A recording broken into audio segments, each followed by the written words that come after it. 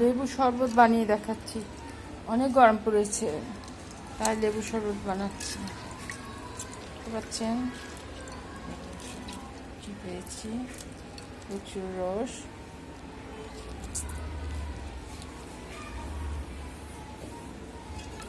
এই চামচ দেখছেন, এই চামচে 3 চামচ চিনি। ঠান্ডা পানি দিয়েছি ফ্রিজের, খেতে ভালো লাগবে না।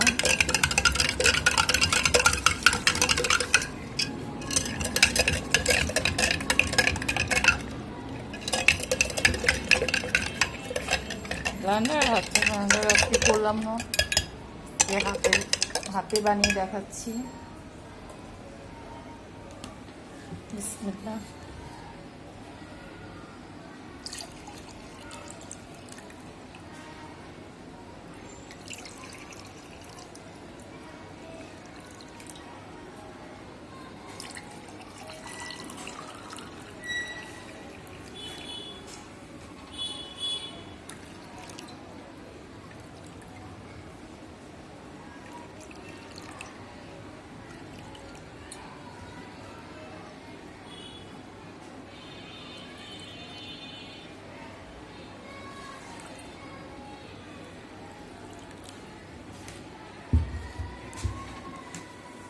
দেখলেন তো, মজাদার সুস্বাদু লেবু শরবত বানানো খুব সহজ, কারণ আমাদের প্রতিদিনই ভিটামিন সি খেতে হয়।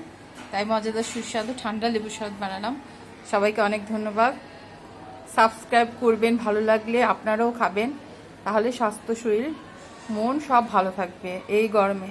সবাইকে ধন্যবাদ, ভালো থাকেন সবাই, আল্লাহ হাফেজ।